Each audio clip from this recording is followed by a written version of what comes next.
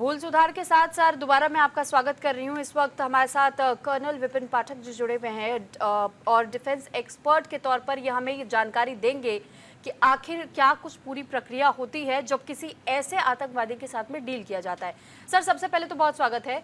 और सर सवाल यही कि तहूर राणा कोई छोटा मोटा अपराधी हम इसे नहीं कह सकते हैं, इसे आतंकी के तौर पर ही देखा गया है क्योंकि 26/11 जैसी जो घटना हुई थी आज तक एक ब्लैक डे के तौर पर उसे भारत में देखा जाता है, क्योंकि उस घटना में कई लोगों की जाने गई थी, कई मासूम लोग उनके बच्चे उनसे दूर हो गए, उनके परिजन उनसे बिछड़ गए। लेकिन ये वो मास्टरमाइंड था जिससे कहा जाता है कि इसने इस पूरी घटना की पटकथा कहीं दूर बैठे बैठे ही लिख दी थी। तो सर जब ये भारत आएगा तो सबसे पहले शुरुआती कदम क्या कुछ हो सकता है, किस तरीके से इसके साथ डील किया जाएगा? नमस्कार जी। आप मेरे को सुन सकते हैं, देख सकते हैं? जी जी जी बिल्कुल सर, बिल्कुल। मैम, सबसे पहले बात तो यह है कि थोड़ा सा बैकग्राउंड इसके बारे में दे देता हूँ। बिल्कुल। ये राणा मिलिट्री स्कूल हसन अब्दल का पढ़ा हुआ है। डेविड हेडली भी इसका कोलीग था साथ में। मिलिट्री स्कूल, ये पंजाब प्रोविंस पाकिस्तान का रहने वाला है। इसकी उम्र तकरीबन 64 साल है अभी।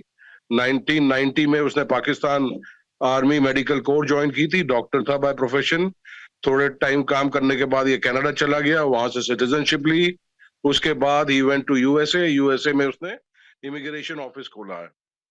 ये इमिग्रेशन ऑफिस का फायदा इसने उठा के मुंबई में इमिग्रेशन लॉ ऑफिस खोला था, जहां की डेविड हेडली आया करता था, रहता था, और वहां से वो रेकी करता था टारगेट्स की, इंक्लूडिंग नेशनल डिफेंस कॉलेज हमारा दिल्ली का, और 12 लोकेशन मुंबई की। और ये बचपन के दोस्त थे एंड बड़ा क्लोज एसोसिएट था। ये इसके साथ मिलके ये लश्कर के साथ भी था और हरकतुल जिहाद इस्लामी के साथ भी इसके अच्छे कॉन्टैक्ट्स थे। अभी जो बात है, जो ये एक्सट्रेडिशन हुई है, इसकी जो प्ली थी टू स्टॉप एक्सट्रेडिशन, वो इनकी जो वेबसाइट है यूएस की फेडरल प्रिजन्स की, उसमें दिया है कि ट्यूसडे के बाद वो उनकी कस्टडी में नहीं है। इसको पहले 14 साल जेल हुई थी, लॉस एंजलिस जेल में था। जो इसने कोपेनहेगन में कोई ब्लास्ट हुआ था, वहां इसका रोल था। अभी यहाँ हम लोग कहते हैं, और ये भी कहता है कि मेरा कुछ रोल नहीं था, एक्सेप्ट कि इमिग्रेशन लॉ फर्म बनाई थी मुंबई में, जहां डेविड हेडली आता था। अभी जो है, जब आज पहुंच जाएगा दिल्ली, या पहुंच गया होगा मुझे नहीं पता, तो ये मोस्ट लाइकली इसको हाई सिक्योरिटी प्रिजन तिहाड़ में रखा जाएगा और पुलिस उसकी रिमांड लेगी, बिकॉज ये काफी महत्वपूर्ण आतंकवादी है। तो ये बाहर तो आएगा नहीं, वहीं इससे पूछताछ होगी, पुलिस रिमांड लेगी। और जो पब्लिक प्रोसिक्यूटर गवर्नमेंट ने नॉमिनेट भी कर दिया कल, एक एडवोकेट मिस्टर मान है, और 3 साल के लिए वो हैं, उनको उनने गवर्नमेंट ने उनको पब्लिक प्रोसिक्यूटर नॉमिनेट कर दिया। और कल शाम को होम मिनिस्टर साहब, जयशंकर साहब और धवल साहब, एनएसए की मीटिंग भी हुई थी to decide the future course of action और कैसे डील किया जाएगा।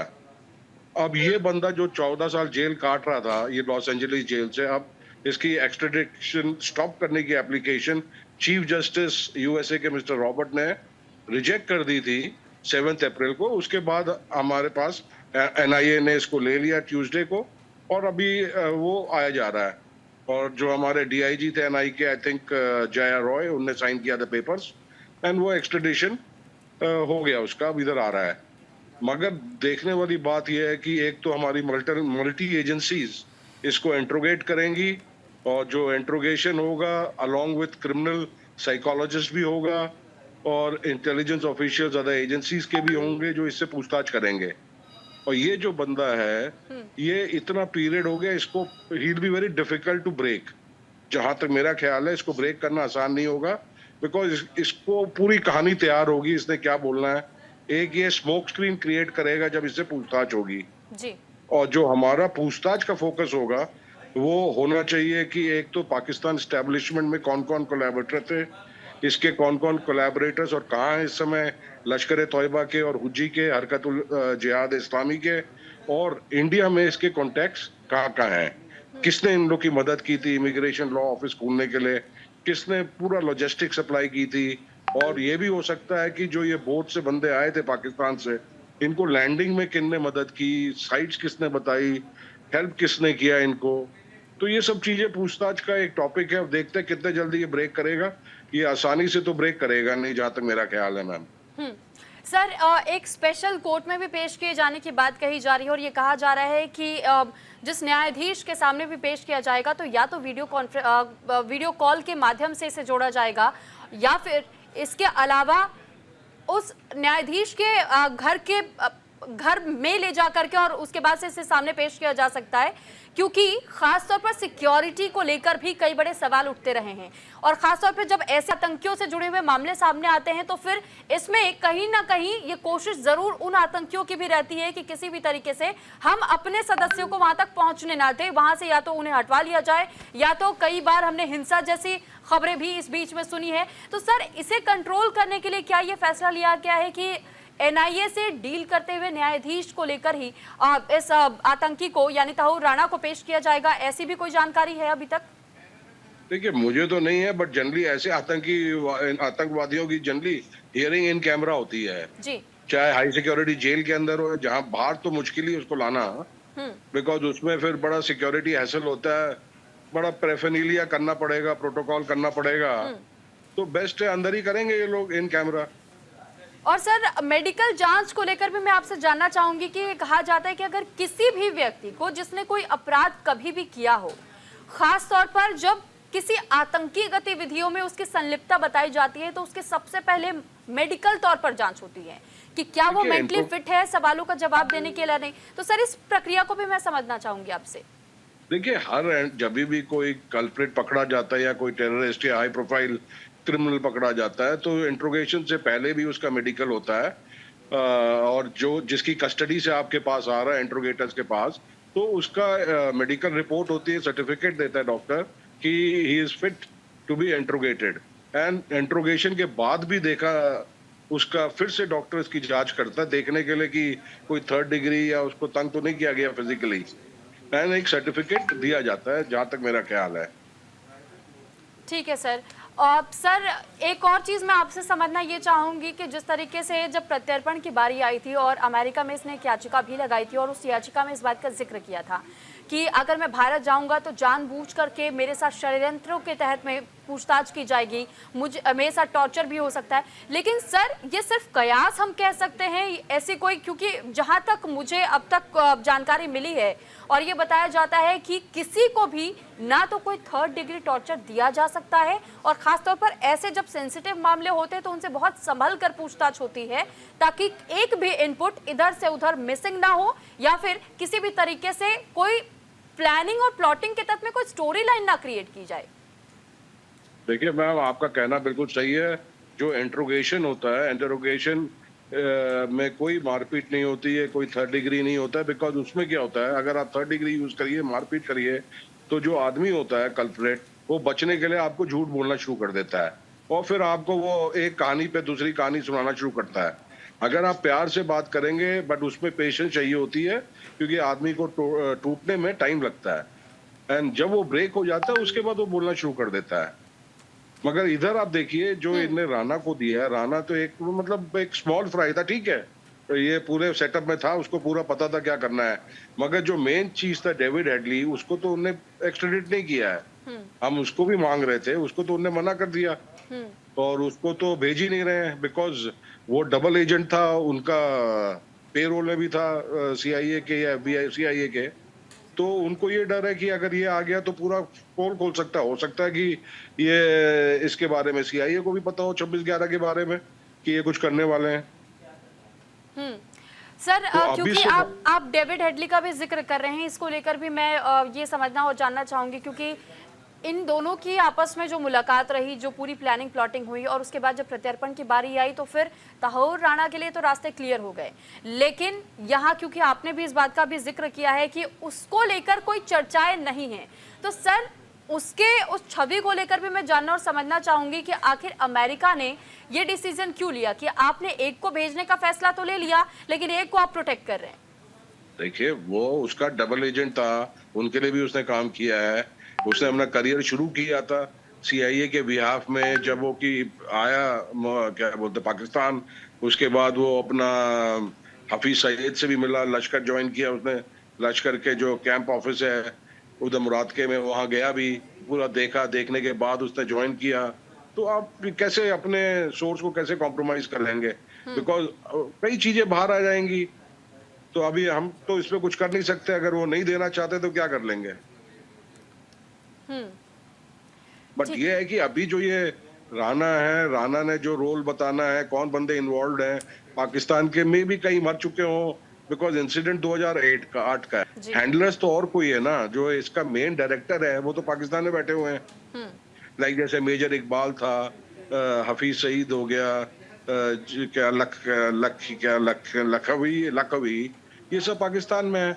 ये सर तो इनके लेकिन शरण में ऐसे बैठे लोगों हुए के लिए आईएसआई कहा के। जाता है कि ये मेंटली इनको इतना ज्यादा ट्रेन किया जाता है कि अगर इनसे किसी भी प्रकार से कोई सवाल जवाब किया जाए, अगर ये किसी की गिरफ्त में आ जाते हैं तो फिर ये किसी भी स्टेटमेंट को बदलने में माहिर होते हैं, या फिर किसी भी सिचुएशन को वो इस तरीके से दिखा और दर्शा देते हैं कि जो उन्होंने कहा बस इतना ही आप मान लीजिए, इसके अलावा उनके पास कुछ भी नहीं है कहने को। अगर ऐसी सिचुएशन बन जाती है और वो हाथ खड़े कर देता है कि मेरे पास कोई जानकारी नहीं है, मैं भूल चुका हूं, तो फिर ऐसे में क्या ऑप्शन हमारे पास और बचता है तहूर राणा से इंफॉर्मेशंस निकलवाने के लिए? देखिए, प्रोसिक्यूट तो हम करेंगे ही, बिकॉज इसके जो फोन कॉल्स थे उनके बेसिस में तो यूएसए ने हमें इसको एक्सट्रेडिट किया हुआ है। जब वो डेविड हेडली और इधर मुंबई में था, इसके और उसके जो फोन कम्युनिकेशन है वही तो मेन बेसिस है। जी so sir. He can not deny that, and उसमें ही there is sufficient evidence to prosecute him. लेकिन सर मामला हमें तो 2008 का 2025 का समय हो रहा है, बहुत सी चीजें ऐसी भी हो सकती है जो कि मिसिंग की जा सकती है जानबूझ करके सबूतों को मिटाने के लिए पहले ही उन कॉन्टैक्ट्स को पूरी तरीके से खत्म कर दिया गया हो। जो बाकी के बिल्कुल सही आप डिटेल्स। बोल रही हैं। जी। आप बिल्कुल सही कह रही है। देखिए, अभी 2008 से 2025 है, मैंने पहले भी यही कहा जी कि जी। जो भी ऑपरेटिव्स थे, हैंडलर्स थे, और जैसे मिडिल मैन थे, लॉजिस्टिक प्रोवाइडर्स थे, फाइनेंशियर्स थे, ये सब थे, इनमें से कई मर भी गए होंगे। अब ये क्या करेगा, ये इनके ही नाम लगाएगा कि ये बंदे हैं, ये बंदे हैं। यानी पता ये लगा कि मामला ये मर लंबा गए। चलने वाला है सर, ये गोल गोल घुमाने की कोशिशें करेगा अभी। देखिए, 1-2 दिन में तो यू डोंट एक्सपेक्ट ये बोलेगा। आप मिनिमम लगा के चलो, अगर ब्रेक भी करेगा तो break will take around 20-25 days odd. ठीक है, ये पहले तो एक ऐसी कहानी सुनाएगा कि इसने तो सिर्फ एक इमिग्रेशन लॉ फर्म खोली थी बस। अब इसके बाद फिर जो मेन हमारा वो है कि इसे कौन से कॉन्टेक्ट थे इंडिया में, मेन चीज तो वो है हमें। अब जाकर वो पाकिस्तान के नाम भी बताता है कि ये हैंडल हम क्या कर लेंगे उनका। अगर हमें तो मेन चीज होना चाहिए हमारा फोकस कि इंडिया में क्या लिंक था, how did they succeed, who helped in landing, कौन इनको फाइनेंस कर रहा था, कौन इनको गाइड कर रहा था। जी। अच्छा, इनमें से कई मीडिया वाले भी हो सकते हैं जो लाइव टेलीकास्ट कर रहे हैं, कहीं वो पेरोल में तो नहीं थे जी। कि लाइव टेलीकास्ट किया जाए, सो दैट पीपल फ्रॉम, जैसे ये कराची से जो बंदा था, इनको बताया जा रहा था अंदर कि इधर से चढ़ रहा है एनएसजी, इधर से चढ़ रही है, इधर से। तो हो सकता है देखिए, अभी इनको पता है, they are all professional, NIA में इंट्रोगेटर्स आर प्रोफेशनल्स, तो उनका तो अपना पूरा तैयार होगा क्वेश्चनेयर क्या पूछना है इससे। जी सर, मगर ये है सवाल कि जैसे मैंने पाकिस्तानी आपको कहा एंगल को था, लेकर भी है, क्योंकि अब पाकिस्तान में और ज्यादा खलबलाहट बढ़ जाएगी कि जब तहूर राणा को गिरफ्तार किया जा चुका है, प्रत्यर्पण के तौर पर लाया जा रहा है भारत, उससे पूछताछ की शुरुआत होगी, तो पाकिस्तानी कनेक्शंस भी खुलेंगे, कुछ बड़े नाम भी सामने आ सकते हैं। तो क्या हम ये मान करके चले कि अभी आने वाले कुछ दिनों में पाकिस्तान और भारत के बीच में दोबारा से तनातनी का माहौल बन सकता है? देखिए कोई माहौल क्या बनेगा, पाकिस्तान को तो वैसे ही पता है, उनको कौन सा फर्क पड़ता है जब उनका तो हाथ हर जगह है to spread, to destabilise India. ये तो सिर्फ एक स्पोक है, ये तो one spoke of the whole entire wheel. तो उनको क्या उनसे फर्क पड़ता है कि ये क्या बोले, बिकॉज ना उनने अगर बताएगा भी, हफीज सईद के प्रूफ देने के बाद भी उन्हें हैंड ओवर तो नहीं किया है। जी। सो वो तो हैंड ओवर करेंगे नहीं, वो तो एक फर्जी सा केस चला देंगे और कहेंगे इसको हाउस अरेस्ट में डाल दिया। सो वही है, we don't have to expect anything from Pakistan, but only thing we have to be careful कि जैसे आपने देखा था कि पहले काठमांडू से जहाज हाईजैक हुआ था और जैश वाले बंदों को, मौलाना अजहर, इनको हमने रिलीज करना पड़ा। ऐसा ना हो कि इसके लिए भी कोई ऐसी प्लानिंग ना चल रही हो। ठीक है, that we have sir. To be careful now. जी ठीक है सर, बहुत धन्यवाद आपका हमारे साथ जुड़ने के लिए और तमाम ये जानकारी हमारे साथ साझा भी करने के लिए। तो हमारे साथ जुड़े थे रिटायर्ड कर्नल विपिन पाठक जी, और जो हम तक ये तमाम जानकारी पहुंचा रहे थे कि अब ताऊ राणा की वापसी के बाद से किस तरीके से उससे जानकारियां निकलवाई जाएंगी, क्या कुछ पूरा प्रोसीजर रहेगा।